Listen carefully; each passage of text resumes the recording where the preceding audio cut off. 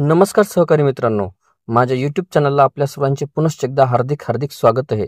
आपण जर सरकारी कर्मचारी किंवा पेन्शनधारक किंवा कुठेही शासकीय सेवेत नोकरीला असा तर ही खास बातमी मी आपल्यासाठी घेऊन आलेलो आहे. पण तत्पूर्वी आपण आमच्या चॅनलवर नवीन असल्यास चॅनलला निश्चितच सबस्क्राईब करा आणि बेल आयकॉनला प्रेस करून ऑल नोटिफिकेशन्स ऑन करा, जेणेकरून आपल्याला व्हिडिओचे सर्व नोटिफिकेशन्स हे सर्वात अगोदर हे प्राप्त होतील. तुम्ही जर महाराष्ट्र राज्य शासकीय सेवेत सरकारी कर्मचारी म्हणून कार्यरत आहात का? तुमच्यासाठी आजची बातमी ही खरं तर कामाची ठरणार आहे. खरं तर सरकारी कर्मचाऱ्यांना शासनाच्या माध्यमातून वेगवेगळ्या सोयी सुविधा उपलब्ध करून दिल्या जातात. पगाराव्यतिरिक्त सरकारी कर्मचाऱ्यांना महागाई भत्ता, घरभाडे भत्ता, प्रवास भत्ता असे वेगवेगळे भत्ते अदा केले जातात. दरम्यान या भत्त्याव्यतिरिक्त सरकारी कर्मचाऱ्यांना आणखी काही लाभ दिले जातात. महत्त्वाची बाब म्हणजे वैद्यकीय तपासणीसाठी सुद्धा सरकारी कर्मचाऱ्यांना शासनाकडून पैसे दिले जातात.